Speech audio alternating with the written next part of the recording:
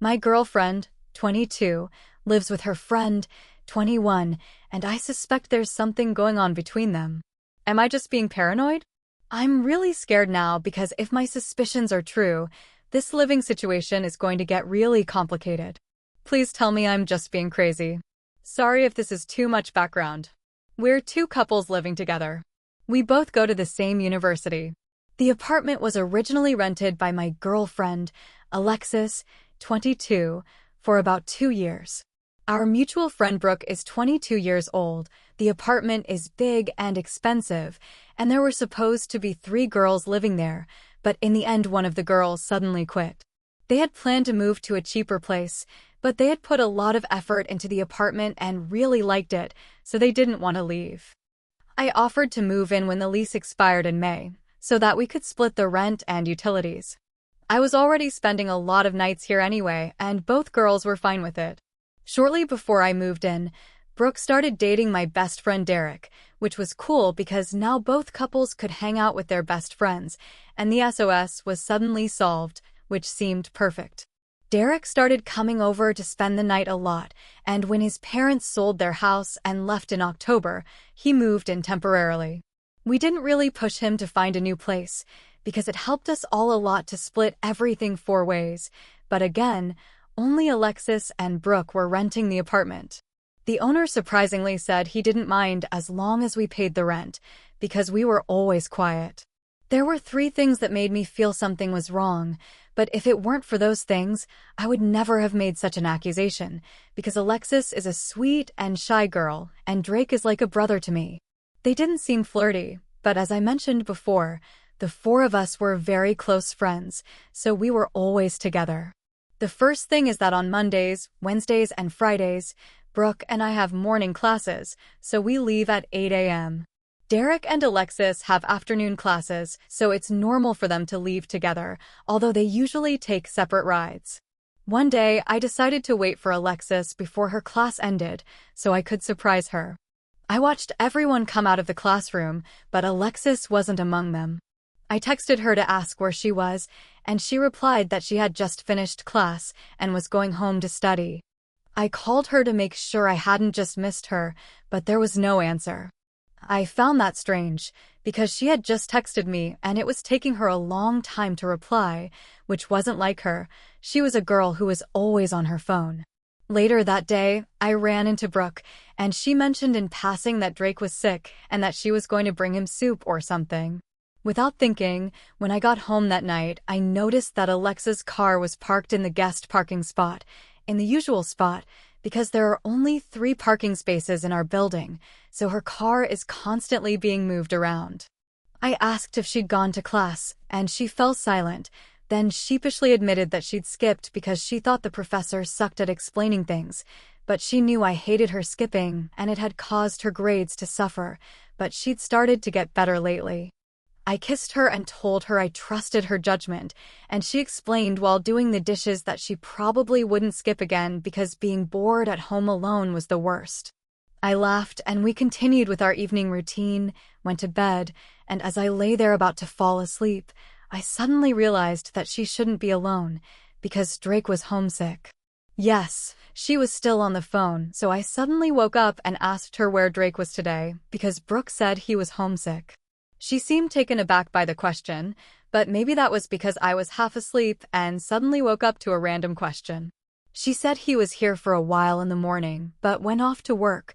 She wasn't sure. After other events, I realized that the way she answered this question seemed a bit strange, but it may just be my imagination. Event 2. When I went to the kitchen to throw out the trash, I found a condom. It was exactly the same brand as the one Alexis and I used. It was hidden behind the cereal box, not very conspicuous, but the unique color caught my attention. Brooke and Derek always used the free condoms provided by the University Health Center, while ours were very expensive and were Trojan brand. This was strange because we usually put the wrappers in our respective room trash cans so they wouldn't be in the kitchen. Also, Alexis and I hadn't slept together in a few days due to exams and stress. There was no careful rummaging through used condoms or anything, just a return to our rooms to check if we'd lost anything. I really couldn't tell because we all bought them in bulk. My first thought was that Brooke and Derek had run out and broken into our stash. I was angry that they hadn't asked. Later that night, I mentioned the condom wrappers to Alexis, and she had her eyes wide open and looked extremely distressed when I mentioned my theory. She was always the calm one, making a big fuss and accusing them of invading our privacy. When I suggested we talk to them, she immediately refused and made me swear not to mention it unless they did it again. She didn't want to have this awkward conversation, which seemed strange to me because we were usually very open about sex, even though we lived together. But Alexis might have been sincere because she came from a conservative town. Unlike us. Incident 3: Derek and I were friendly with the guys in the apartment next door, all of whom were graduates of our university. We don't hang out together, but we get along well enough to chat about sports and stuff in the hallway, and naturally asks the other person to keep their voice down, so there's no awkwardness. Last Monday, when I was off work, I locked the door and realized that no one was in the apartment. I happened to meet one of the guys from the apartment next door. We talked about football for a while, and then he mentioned that a couple in the apartment really liked morning sex, and the walls were too thin. I laughed because Alexis and I usually have sex on weekend mornings when we are the only two people in the house.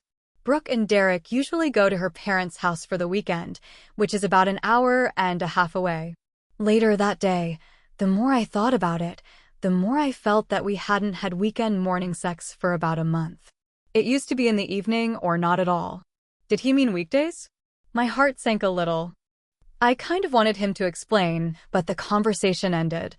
I felt like I'd missed my chance and that the question was weird. I felt like I must be paranoid. This is our SL relationship. Am I crazy? Am I looking for signs that aren't there, or is there something going on? If so, how should I proceed? I don't want to ask her now, for 2 reasons. I don't want to seem crazy and jealous if there's nothing going on, and if there is something going on, I don't want them to start hiding it. I'm thinking of paying them a visit while they're alone together in the morning, but I'm not sure what time to set it for. If it's too early or too late, they might be more cautious. Update: there seems to be something going on between my 22-year-old girlfriend and her 21-year-old friend. 21M, we live together. Am I overreacting? Many of you asked me to update my original post. Most of you suggested that I talk to Brooke or try to walk into the ACT. I decided to do both things. On Sunday evening, everyone returned to the apartment. I had planned to talk to Brooke alone about the comments from the neighbors, but before I could say anything, she said something that completely disproved my theory. She told Derek to go to bed so that he wouldn't be tired for work in the morning. I knew Derek had a job on campus, but he always did the same night shift as casually as possible. I asked him how long he had been working in the morning and when it started. He said he started working overtime a month ago, starting at 9 a.m. and I finished at 7:45 p.m. So it was possible that I hadn't noticed. I spent the whole night wondering if he was lying, if he was still home some mornings, and if, as some of you suggested, Alexis might be dating someone other than Derek in the morning, or if I was just a paranoid loser. Is probably dating someone other than Dirk, or whether, as some of you suggested, Alexis is probably dating someone other than Dirk, or whether, as some of you suggested, Alexis is probably dating someone other than Dirk, or whether. As some of you suggested, Alexis is probably dating someone other than Dirk, or whether, as some of you suggested, Alexis is probably dating someone other than Dirk, or whether, as some of you suggested, Alexis is probably dating someone other than Dirk, or whether. As some of you suggested, Alexis is probably dating someone other than Dirk, or whether. As some of you suggested, Alexis is probably dating someone other than Dirk, or whether. As some of you suggested, Alexis is probably dating someone other than Dirk, or whether. As some of you suggested, Alexis is probably dating someone other than Dirk, or whether. As some of you suggested, Alexis is probably dating someone other than Dirk, or whether. As some of you suggested, Alexis is probably dating someone other than Dirk. My heart pounding, I walked towards the apartment, not knowing what to expect when I got to the door. I heard the man's voice inside immediately. I heard him talking and laughing, and a gentle female voice responding and giggling. I'd spent long enough on the subreddit to see the different reactions people had to this situation. I'd never considered what I would do. I pressed my ear to the door to see if I could hear what they were saying, but I could only catch words intermittently. Then I heard Alexis being tickled and screaming. Screaming. Maybe I should have waited a bit longer. I wish I had now, in retrospect, but I couldn't help myself. When I started fiddling with the key, there was a sudden silence inside. She was scolding Mark. I haven't mentioned Mark before, but he's the guy from the apartment next door, not the one who tipped me off. He was the only person I didn't like. He was a total jerk and always made inappropriate comments to the two girls. When I opened the door, they both looked flustered, which dispelled any naive doubts I might have harbored that the situation was innocent.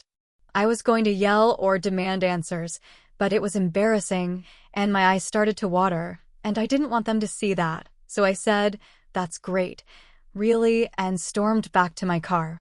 I heard Alexis shouting my name in the hallway and quickened my pace, a little expecting her to chase me, but when I got to my car, no one was following me.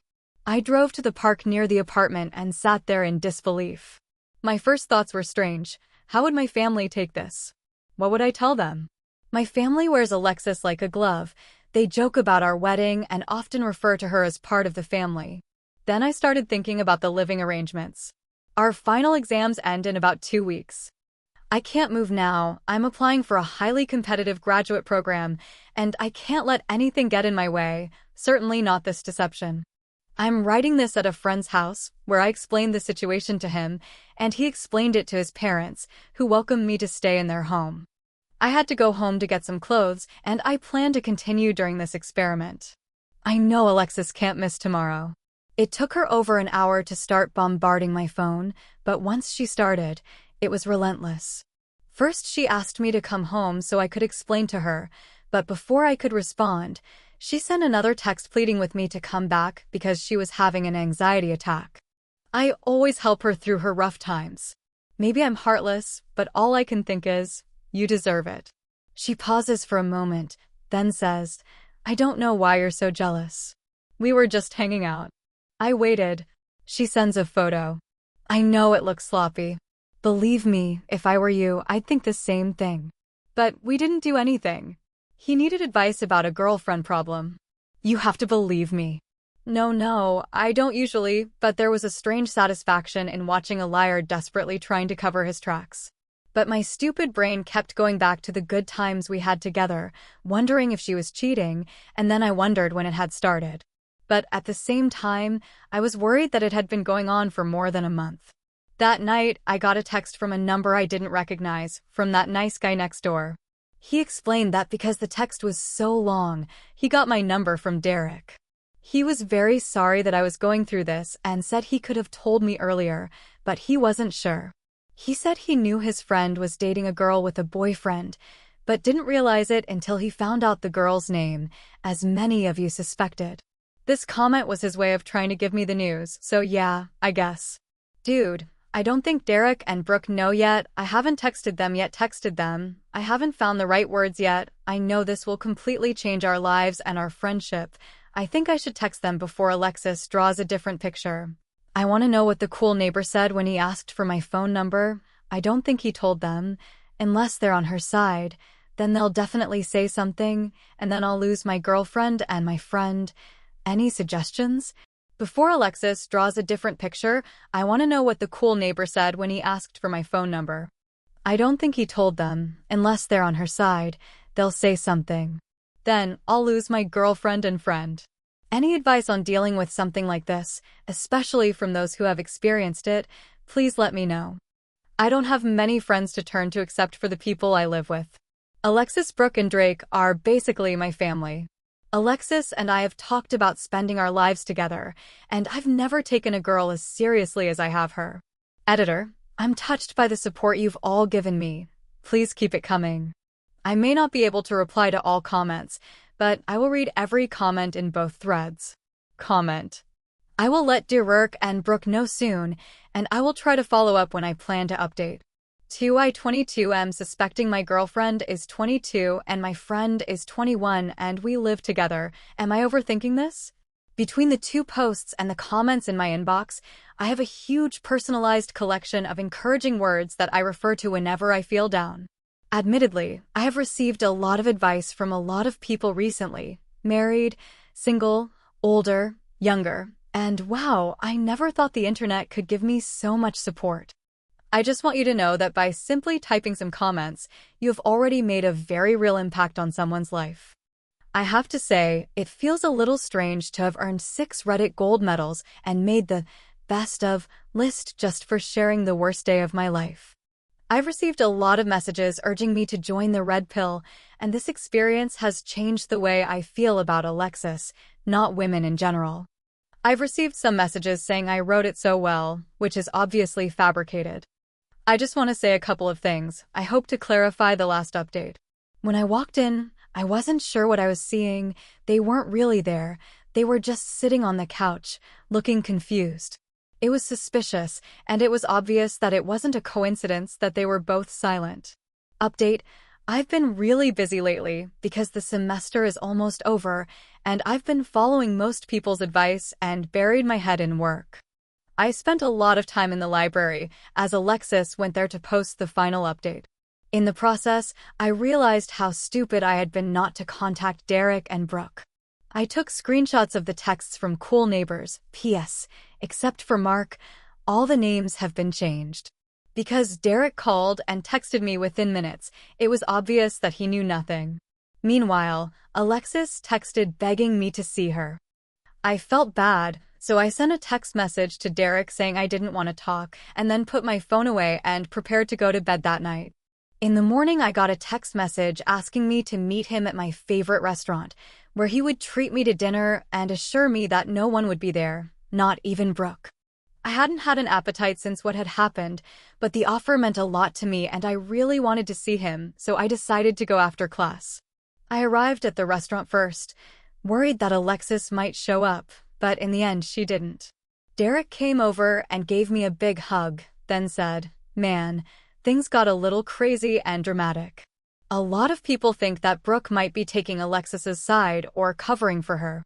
I'm not sure, because while she is closer to Alexis, I've been friends with her longer. According to Derek, when he told Brooke that, in his words, she was absolutely furious. I kind of wanted to get rid of Alexis, but Brooke stepped in and took care of it. And remember when I said Alexis was from a conservative town and her parents didn't know we were living together, and she kept stressing that they couldn't find out or they'd cut off her financial support? They like me, so they're polite to me, but they're always worried that a relationship will distract her and they don't want her to get pregnant or anything. Derek said that Brooke demanded that Alexis pack her bags and find another place to live, or she would call her parents and tell them everything Derek had told me. That night, Alexis sat in the living room, hugging the sweater I had left behind, and burst into tears, saying that her life was over. Then Brooke yelled from the bedroom, "Maybe you shouldn't be with Mark." It was funny to imagine the scene. Brooke had always been a very serious girl with a hot temper, but I never would have thought she would take the affair so seriously. I was very moved by that dinner. All my fears of losing my friends were swept away, and I was able to swallow a few bites of sushi as I left the restaurant. Derek promised that I could move back in when Alexis moved out. I refused, because even if she moved out, everything in that apartment would remind me of her, including Derek and Brooke. Alexis and Mark were probably in my room, so in my current emotional state, I really didn't want to sleep until 3 o'clock. I mean, I don't want to be the third wheel in a happy couple, and while I'm sure they'll be understanding of my point of view, he did say to let him know if I change my mind, because it seems like the friendship between Brooke and Alexis is over. It's been an uneventful week, but I've had to avoid Alexis. Luckily, I'm in the undergraduate program, which only has 60 students, so we often have classes together. I gave the two friends the outline of what had happened, asked them to keep an eye out for her, and started showing up in class at the last minute. As far as I know, she only waited for one of my classes. I got a text saying she'd been spotted outside the waterworks classroom. I walked over carefully, only to find that she hadn't left.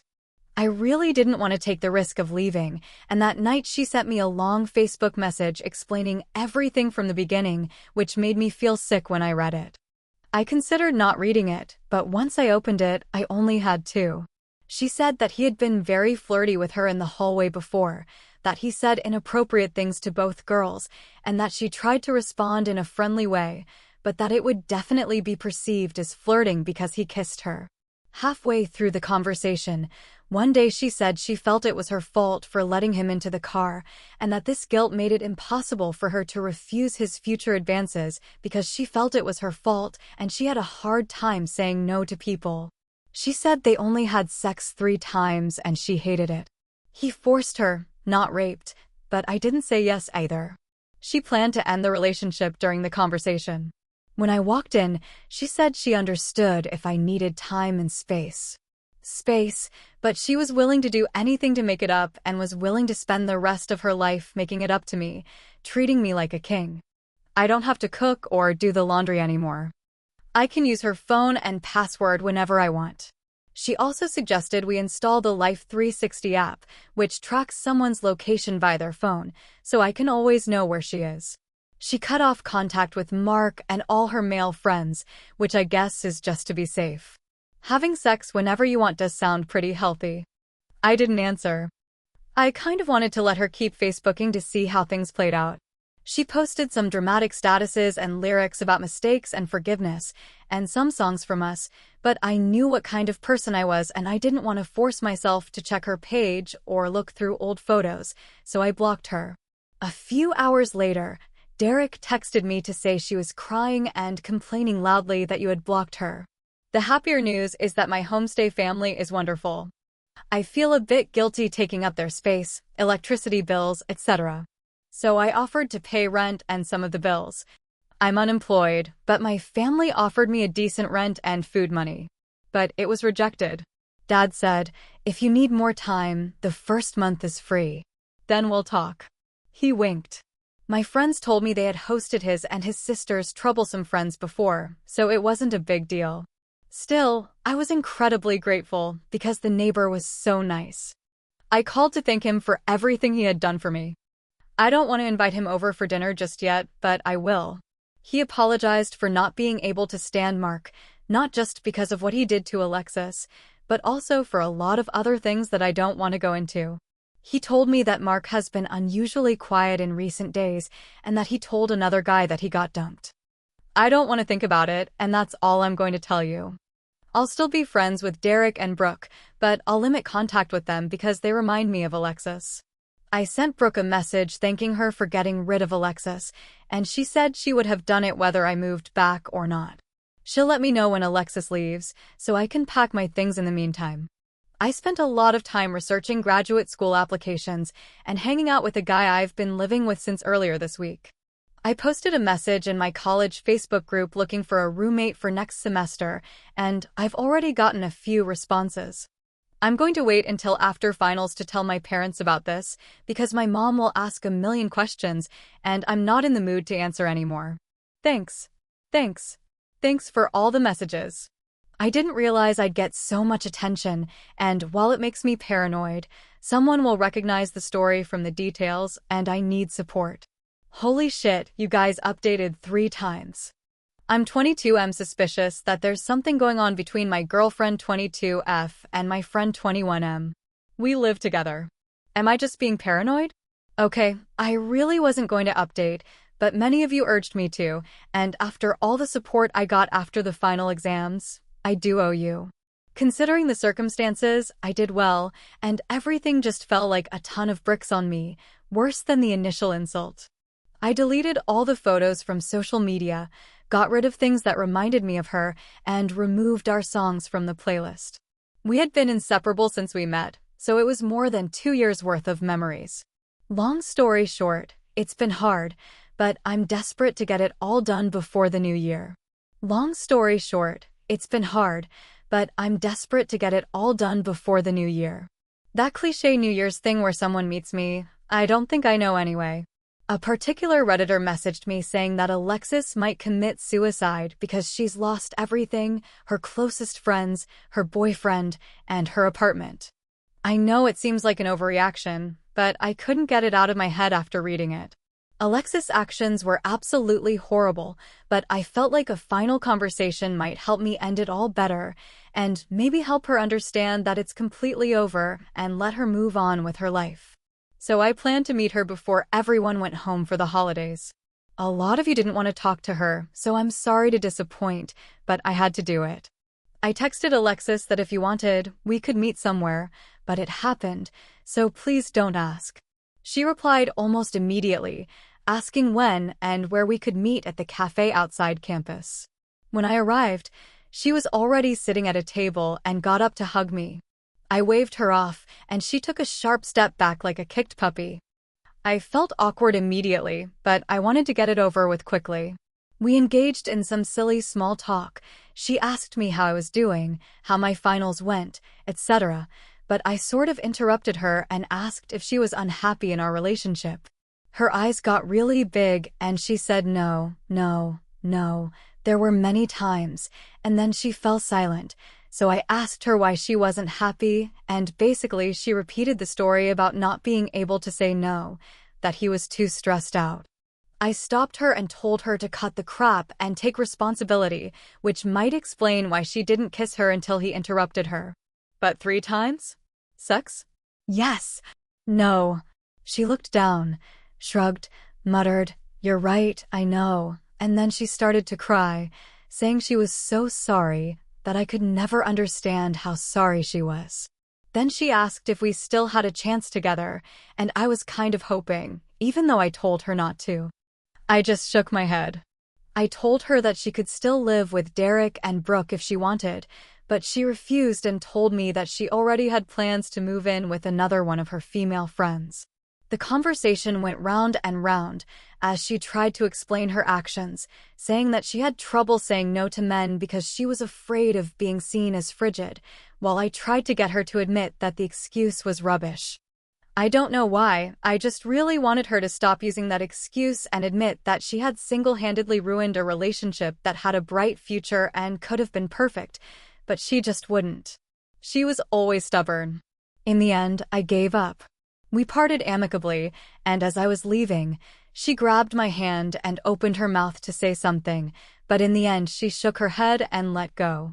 The conversation made me feel worse than before, but it finally made me realize that she was never the kind of person I wanted to be with, and even if she hadn't cheated, she wouldn't have taken responsibility for anything.